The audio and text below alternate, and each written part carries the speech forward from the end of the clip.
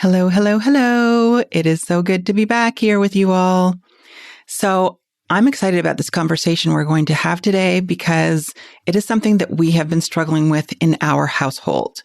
We have seen an increase in the use of digital devices over the past year, often due to necessity because of stay-at-home orders, closed schools, and the need for social distancing. We also know that even before the pandemic, many of us, kids and adults alike, had trouble putting our devices down, even when we were spending time with friends and family. So I am very excited to have a discussion today about screen time. Yes, even though we are in a pandemic. My guest is Dr. Allison Kawa. She is a licensed clinical psychologist and the clinical director at the Los Angeles Center for Integrated Assessment. Her approach to assessment is informed by decades of work with individuals with neurodevelopmental disorders, formal training in object relations theory, and cutting-edge research in the field of interpersonal neurobiology. Dr. Kawa is also the lucky mother of 2 children who bring her infinite joy, as well as constant reminders that parenthood is a challenge, even for psychologists. Millions of kids struggle with learning, processing, and social emotional difficulties. These challenges interfere with their ability to reach their full potential. Dr. Karen Wilson is here to help. Her extensive background in pediatric neuropsychology and higher education have prepared her for this unique mission. Listen as she delivers content to inform, educate, and empower parents and educators. This will enable you to identify challenges that kids face and get them on the road to achieving their full potential. This is Diverse Thinking, Different Learning by Child Nexus. Hello, Dr. Allison Kawa. How are you? I'm wonderful today. Thank you so much for having me on. I'm so appreciative of you for coming on and having a conversation with us today. And, we both work with families in similar ways, but I would love for you to tell our listeners kind of what you do and what is your approach to the work that you do. Yeah, absolutely. So I am a clinical psychologist and I specialize in testing. And I take a really holistic and kind of broad-reaching approach to assessments in that I'm really interested in the neurocognitive aspect of a patient's functioning. So I want to know about their problem-solving abilities, their processing, their academic skills, their attention, their executive functioning. And then I also am really interested in getting a read on how their personality is unfolding. How are their emotions affecting the way that they are processing information? How is their experience in the world with whatever their particular landscape of strengths and stretches? How is that informing the way that they're viewing themselves as a person, as a learner? How does it inform their approach to their relationships? And, what can we do to help support them be their very best selves? So I really am thinking about kind of all the aspects that I can get my hands on of a person's functioning and thinking about what is it that they need to really be a happy, fulfilled, whole adult down the road. I love that holistic approach because, the kids that we see and the adolescents are so multifaceted and there's so many aspects of who they are that impact how they navigate the world and how they interact with others and how they learn. And so it's so important to have that holistic view when you're looking at a child and trying to determine what is the best things for him or her and figure out what the next steps are. Absolutely. And, in thinking about the lens, right, which everyone has the lens through which they're filtering their experience. I have one, you have one. And for kids and adolescents and emerging adults, the online content, social media, video games, the screens is so salient for that crowd. And it is literally changing the architecture of the brain. Absolutely. And it's fascinating to me. It's scary to me. And it's research that I really find quite interesting. I kind of geek out on it. And I will say that in quarantine, that's probably been the number one question that I've had from parents. I would imagine you're in the similar boat of like, what do we do? How much screen time is too much? And my kids on video games all the time, but it's the only time they're interacting with their friends, and I don't know what to do, and I need to work, and I'm on the screen all day, and everybody's on the screen all day, and it's just bananas. Absolutely. And I think that, we see that in our practice where parents are very concerned. They come in, maybe they're concerned about attention or learning or reading, but then screen time comes up because, like you said, parents are concerned. Is this too much? How much is too much? We're in the middle of a pandemic. So is this okay? But there's a lot of research. You and I probably both geek out on that research in terms of how screen time impacts the development of the brain and how it has an impact on mental health. And so I would love for us to kind of jump right in and talk about screen time, because there's long been this battle over screen time in terms of how much, when should you expose kids to screens for the first time? How long should they be on screens? But over the last year, what we've seen is that for many children, utilizing screens has been the safest choice for learning and for socialization. But we also know that there's a lot of research on screen time and how it impacts functioning. So where would you like to jump in? I think that we should start off by talking about the role of screens even pre-pandemic, right? Because, I'm a Gen Xer, and, probably a lot of parents that are going to have school age and adolescent children right now are going to be Gen X or maybe tail end of baby boomers, right? And when we were growing up, the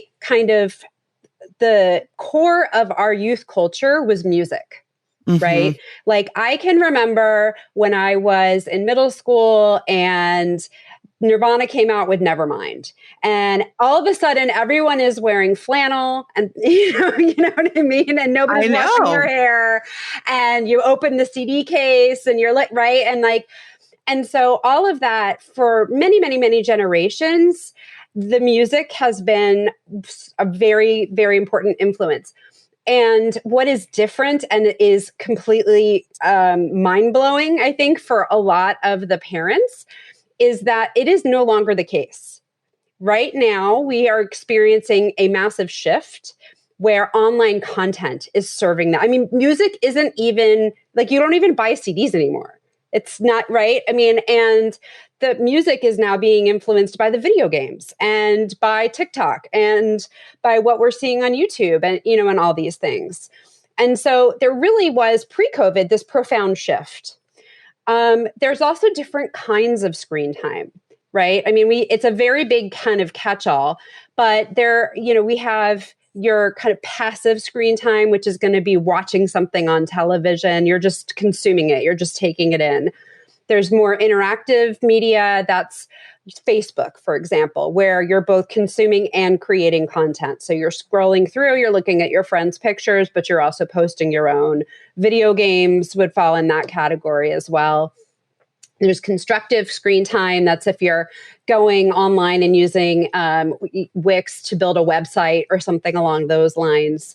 There's communication. So there's what we're doing right now, doing kind of like a Zoom. There's video chatting and all these, bazillion apps that are available to keep the communication going. And I mean, that has been so essential for us, right?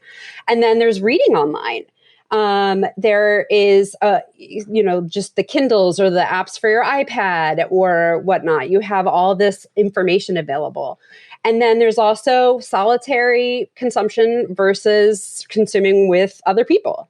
So the Disney Plus app has like a watch party thing. I don't know if you've seen this. It's super cool where it syncs up a movie and you can be all over the world and all watching, Soul together or something. Right. And so there's different ways of interacting with screens and of consuming this content.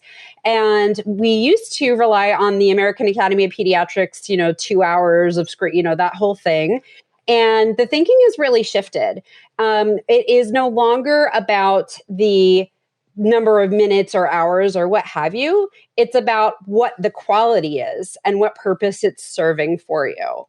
because there is something qualitatively different about going onto Roblox with a bunch of your friends and having the chat open or having your earphones on and, having a conversation and engaging in a virtual world together. That's a play date.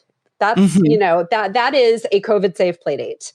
Right. Very different from sitting on your iPad and watching someone play Roblox on a YouTube.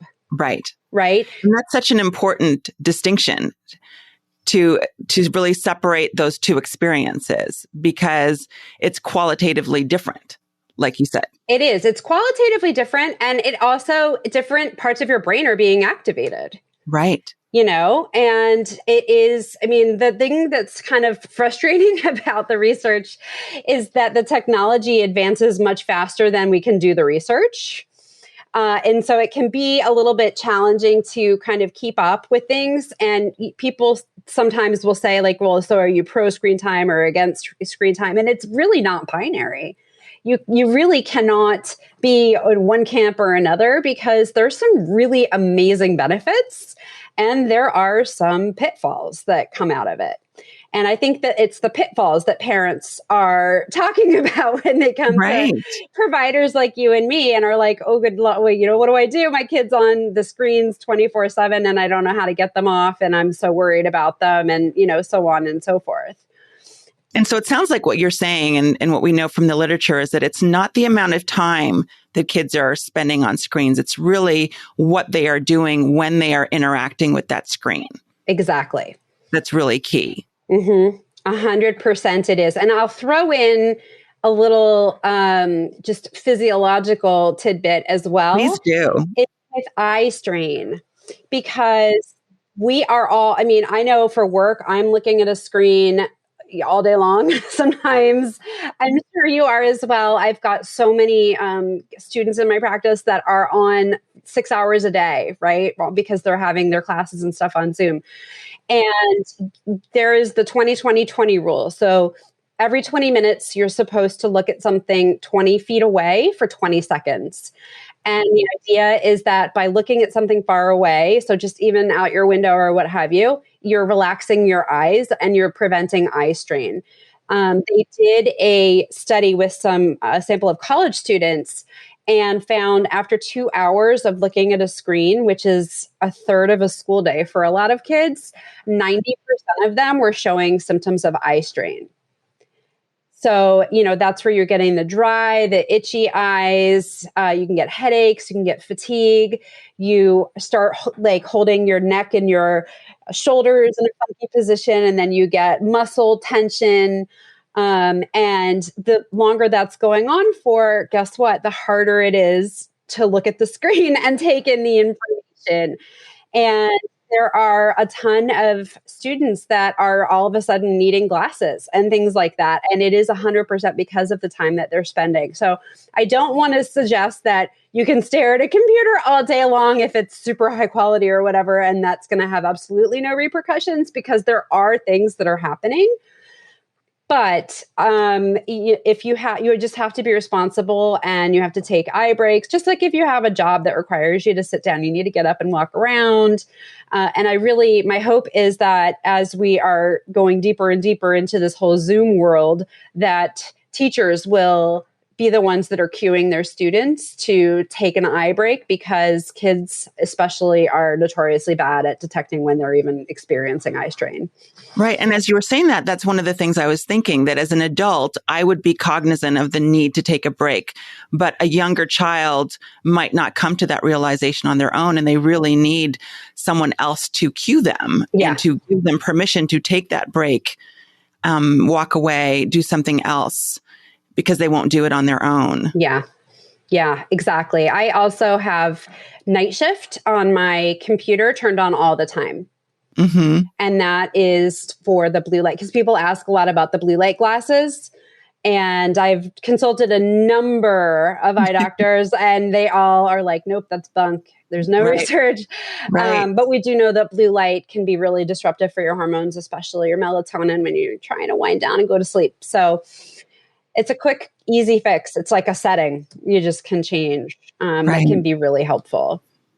And so what are you saying to parents about what they should do about screen time right now with their kids, given all that you know, and maybe we can integrate some of that research on the impact of excessive screen time on the brain and on mental health, because a lot of studies have come out pre-COVID about the impact on mental health, particularly in adolescents and young adults, with higher rates of depression and suicide ideation and things like that.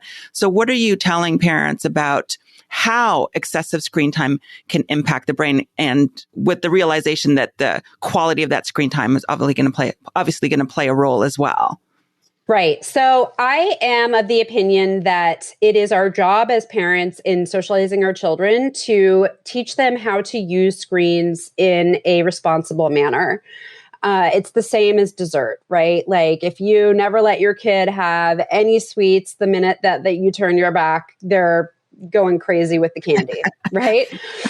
So here's what we know. We know that neurons that fire together wire together. So the brain is this gorgeously plastic system. And when you have the same experience over and over and over again, your smart little neurons are like noticing that pattern, and they start to form their own circuits and their own connections. So that can be a good thing. That can be a bad thing. So one of the studies that I have personally found horrifying is that just the presence of your cell phone. So we all think, I know me personally, like I think I'm being really good and polite when I go somewhere. I put my phone face down so that nothing is, the screen is down. But just having it there, it increases your cortisol. That's your stress hormone. You start to feel antsy, and that creates the compulsion to check your phone to make sure that you haven't missed anything, in order to alleviate that anxiety and re-regulate your nervous system. All those notifications, things that are popping up and chiming and all that good stuff, those are like the bells and the lights on a slot machine. We are walking around with a slot machine in our pocket. It's signaling to us that there is a reward that is available. Our brain goes, this is awesome. And it's all the dopamine starts shooting out. Right. And the problem is that when you have excessive dopamine in your system, your serotonin goes down, right? And serotonin is, helps us for a consistent feeling of happiness and well-being, versus dopamine, which is that kind of in the moment split second of pleasure. And so over time, it can lead to depression. Right. Right. Because then all of a sudden they need that device to allow them to feel good. Exactly. And in their brain chemistry is literally being changed. Their brain is now, there are signals in there that are like, oh, there's lots of dopamine. We need to balance things out. Okay, serotonin factory, don't make more serotonin. Depleting the serotonin then results in depression. And when you have a ton of dopamine in your system, let's say that you are on your phone and you're for an hour, on all of your Snapchat and your Instagram and looking at your likes and how many people are following you, all of which are just as satisfying rewards as money. Okay. Right. That your brain then is flooded with dopamine. And then your brain's like, oh, look, I got lots of dopamine. I must have too much. Let's turn the dopamine tap off. Right. And now all of your delightful feel good neurotransmitters they're low. And so then you start feeling really bad, and kids are not going to make that connection. They're not going to be like, gosh, I really should do a tech detox. I think that I've been on my Facebook a little bit too much. No, they're absolutely not going to do that. They're going to probably seek something else out, On the other hand, social belongingness is a fundamental human need that is particularly heightened in adolescence, right? And the being on these social media outlets right now is kind of the only way that they can safely have that experience for a lot of people. Right. And so it is not something that we want to take away. But we also want to educate. We need to have some active parenting strategies where you talk to your kids. Kids are in this phase where they have heightened emotionality. Anyone with a teenager knows what I'm talking about. But the frontal lobe, not exactly done cooking yet. And so it makes it really difficult for teenagers, especially, to differentiate between what is real and what is, so-called fake news. They don't necessarily connect that what people post online is their highlight reel, right? So they're sort of comparing their insides to other people's outsides, which are highly curated to make you look like you're living your best life. And that can make you feel really bad about yourself. On the other hand, getting a positive comment on a post that you did, or even getting a like or, a little heart or whatever, that is just as you experience that in the brain as being just as supportive and connected as if somebody in real life was like, gosh, you look really pretty today, or gave you some sort of a compliment. Right, right. So it's nuanced. And it's really tricky. Right. And really what you're speaking to in terms of parents listening is that parents really need to be in tune to kind of how their children are responding to what it is that they're seeing, how they're interacting with the screen, and who's on the other side of the screen if there's another person there, and be mindful of how that impacts the child's anxiety level, their mood, and then making a determination from what they're seeing and what they're observing in terms of what those restrictions and limitations need to be for their child, because it can be very different. And like you're saying, there really needs to be, it's really about balance, because they need that socialization, particularly now, but also being mindful of the negative impact that can have on the way the brain is developing, and how those neurotransmitters in the brain are balancing and rebalancing as a result of excessive screen time, and knowing how to support a child at a very difficult time in their life and managing all of those things at the same time. And also being aware that as grownups, we're also going through the same thing right now. We absolutely are. It's a hard time to be a parent, right? Because the grownups are feeling lonely, and the grownups, I would love for us to be able to go get a cocktail at a happy hour after this, Karen. That would be great. But that's just not a choice. And so it makes it, it's everybody in the whole family system is really kind of dealing with this. And a lot of people are going online and, going in, I call it quicksand, right? When you get on YouTube and you're just going to check something out for 5 minutes, and then it's like 2 hours goes by and you're like, whoa, what happened just now? But it's important to talk to your children and to help them to develop critical thinking skills, because they are going to need that as a life skill. Why do you think that person, posted that selfie, and how many different selfies did they take before they chose the one that they wanted to post on there? And, and really helping them to figure out what's real, what's not real. Another kind of scary statistic I'll throw out there is that 1 in 5 adolescents wakes up in the middle of the night and checks their social media. So we all know and can appreciate that sleep is important for learning, for growth, for well-being. And 20% are up in the middle of the night and checking their phones. So one of the recommendations that I make is you do not use your phone as an alarm. If you can afford an iPhone, you can afford to go on Amazon and spend $10 and get an alarm clock. And when they're young, you have a charging station for all of your devices in, the dining room or the kitchen, or, a centralized location that's not the bedroom. As they get older, you move that into their bedroom so that they learn, they don't go to college with no skills. Right? I mean, you have to help them to monitor and regulate that. But I have a lot of teenagers are straight with me. They'll say, I really can't control it. I need my dad to take my phone, or my mom, or, whatever. And that's not a good place to be as you're moving out of the house and you're in a tiny little dorm room where even if you try to put it across the room, it's probably still in arm's reach.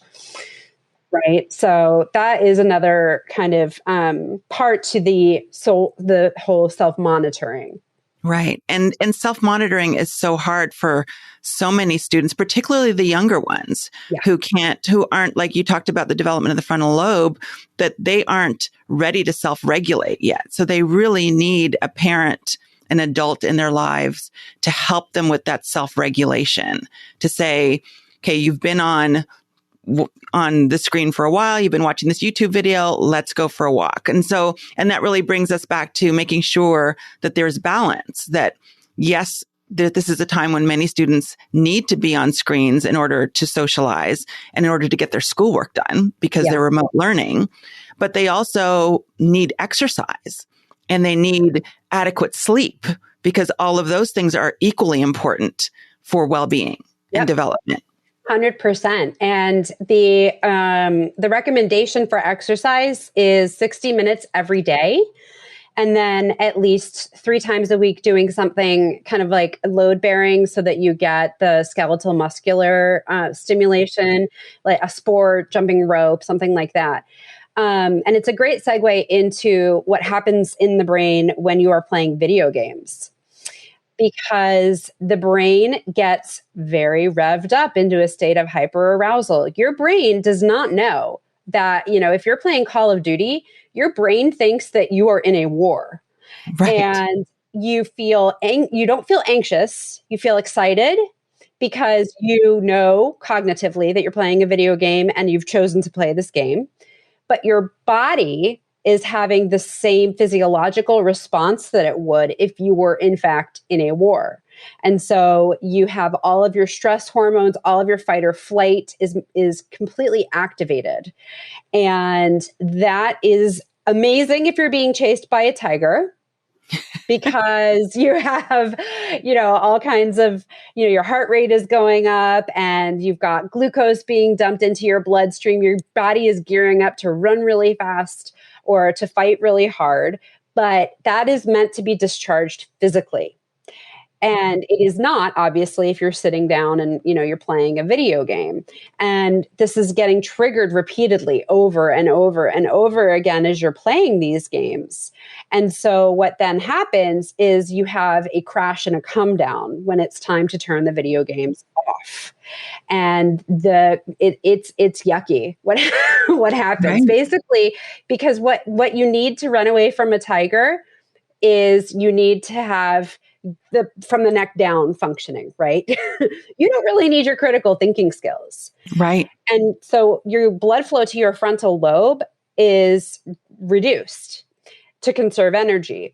And then you have a situation where we have problems with attention, problems with emotional regulation, problems controlling your impulses, problems with frustration tolerance, problems with organization. All these are things that are not so good if you're a student, right? Absolutely. Absolutely. And that actually brings me to, an article that came out in USA Today about the increase in parents seeking out evaluations for ADHD for their kids. And some pediatricians saying you really need to look at screen time. And I always say, look at sleep first, and I think there's a significant relationship between screen time and sleep, particularly when kids are staying up later to check their phones. Their sleep is being disrupted because they're getting up in the middle of the night, like you were saying, to check their phones, and sleep is being disrupted. And we know that sleep is necessary for encoding memories and for your ability to focus and stay alert the next day. And what you're saying is that a lot of the symptoms that you would see in ADHD are manifested in individuals who are playing these video games excessively. And then how are parents to know what it is they're seeing and what's the cause of those difficulties with attention and focus and emotional regulation? Exactly. And, another thing that makes it even stickier is that all of that physiological arousal that you're getting from the video games makes it harder to fall asleep. And then even if you do get your recommended, 9 hours of sleep or whatever, you're not getting that deep, restful sleep. It's not as restorative. And then the effects are cumulative. So then you wake up the next day, you're kind of cranky because you didn't sleep so well, and you have a shorter fuse, and you snap at your mom at breakfast, and you do your day at school, and you're kind of zoning out because you're super tired or whatever, and you start thinking about something that'll make you feel better, which is your video game, and you can't wait to get done with school so that you can log on to Fortnite. And then you get on Fortnite and you lose track of time. And your mom, I have a lot of families where the parents are reticent to set limits around video games because of the reaction that they get from their kid, which can be very explosive. And part of that is that energy that's being built up to run away from the tiger gets like discharged in a tantrum. And then you have just, already one night of bad sleep, all of this, or, arousal. Maybe you're getting into trouble because you didn't do well on a test because you were tired. And then you're playing more video games. And then the next night you're getting even worse sleep, and on and on and on. And then at some point, your mom or dad is at the pediatrician's office. And that's where you get the whole like, oh, well, maybe we have ADHD here. Right. And so it's really thorny. It's really complicated. There are a ton. I mean, you've probably been following the research about what digital reading is doing to our reading circuits, which is another area that I find very fascinating. And a lot of schools have all of the reading material online or on an iPad or whatever. And reading online is changing the way that we read. It's turning us into skimmers who have shallow comprehension. And then you get assigned a proper textbook or whatever, or a piece of literature. You're trying to read Faulkner, and you won't be able to focus or comprehend anything. And then you're coming into, one of our offices of, oh no, we have a reading comprehension issue. And my mind keeps wandering, and I just can't, I'm looking at the words and I can't, and it does sound a lot like ADHD. And it's real tricky because the brain is being rewired. Right. And that's again comes back to why it's so important to have a holistic approach when you're doing these evaluations and you're meeting with families who are trying to figure this all out. And that research on reading, I love Marianne Wolf's work in that area, because that's exactly what she's saying in terms of changing the wiring of the brain in terms of how we read. And I'm thinking about all the kindergartners who didn't have a book this year, and who were the first graders, particularly, who were learning to read in Raz Kids or Epic Kids and didn't have the feel of a book in their hands that they could read and reread and turn the pages. And their brain is going to develop very differently than that child who did have the book in their hands. And we still don't know what that's going to look like. I think there's so much research that is going to come out of this time in terms of what are the long-term implications of that.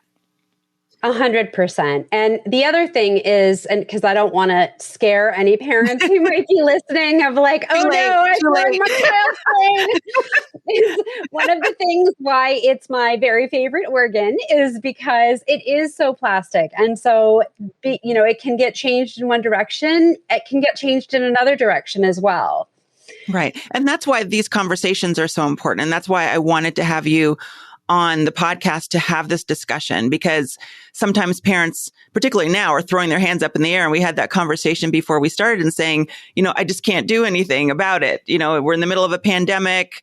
I'm just going to let them have the screens when they need the screens, and I need to get my work done. But you're saying that that's not a good strategy either. We do have to set limits, but they have to be reasonable given the circumstances that we're in, and there has to be balance.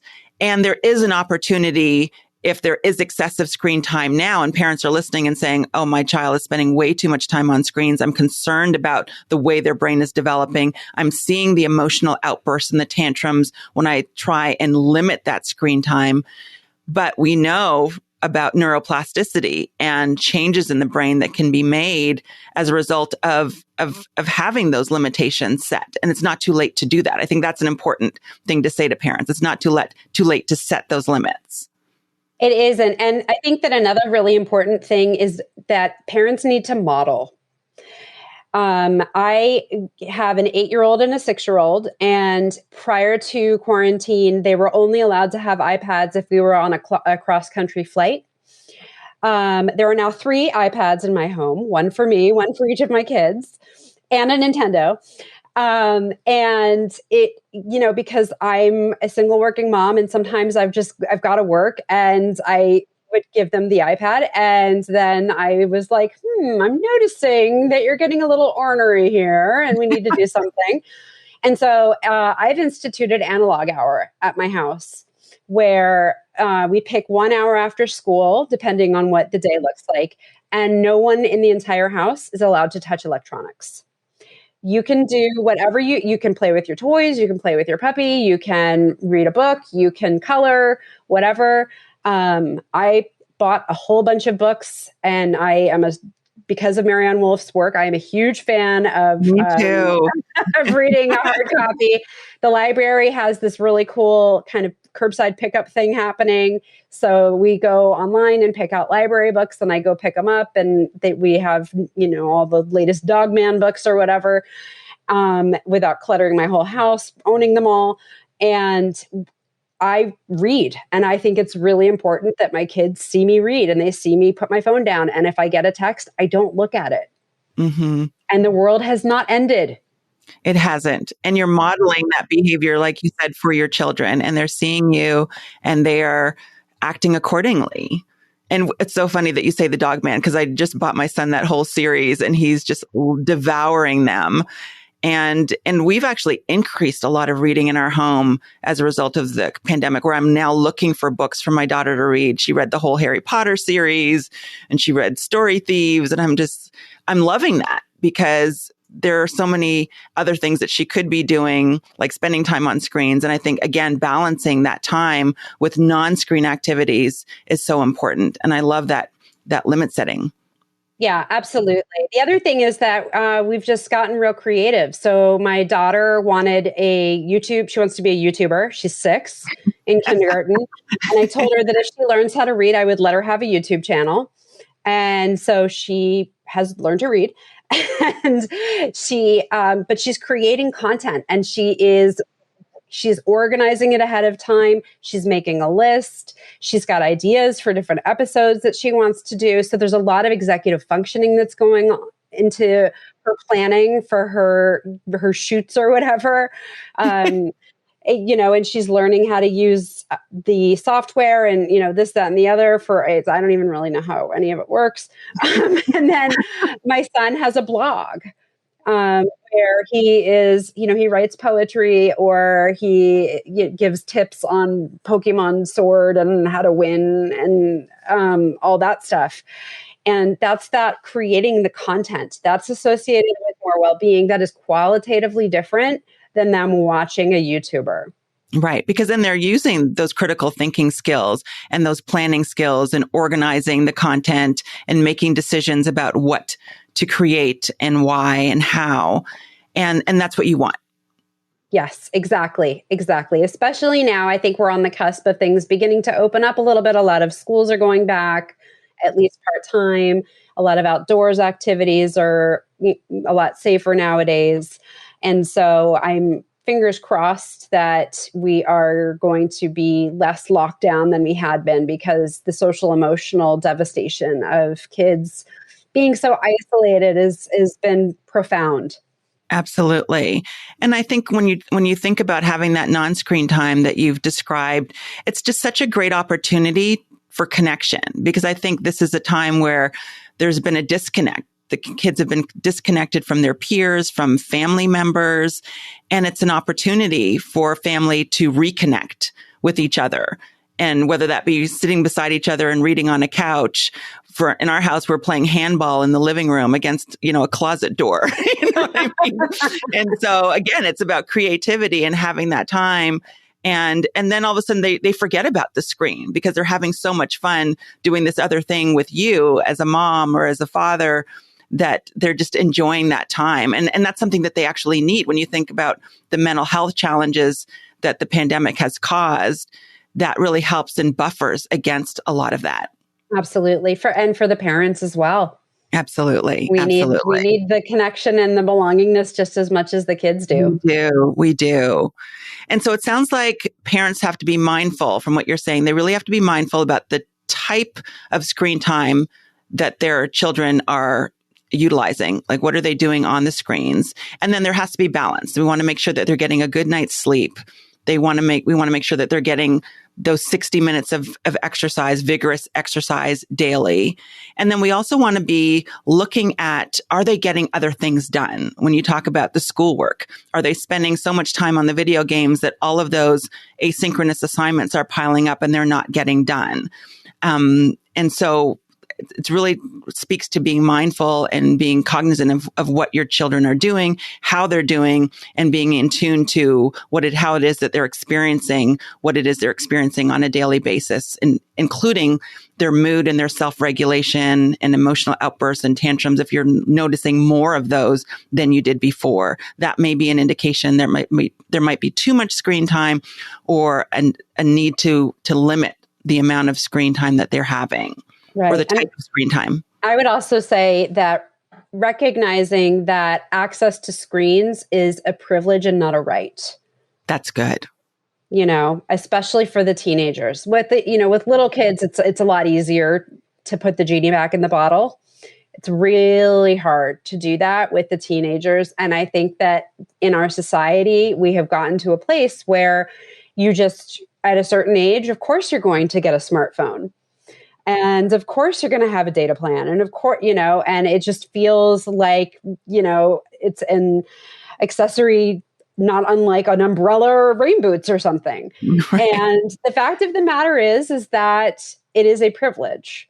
And it is something that can be abused. And I think that we need to, as parents, not be afraid to call our kids out if they are abusing that privilege, and to take action if needed. Because as we were saying before, they just don't have the frontal lobe capacity to regulate and monitor it for themselves. Absolutely. Absolutely.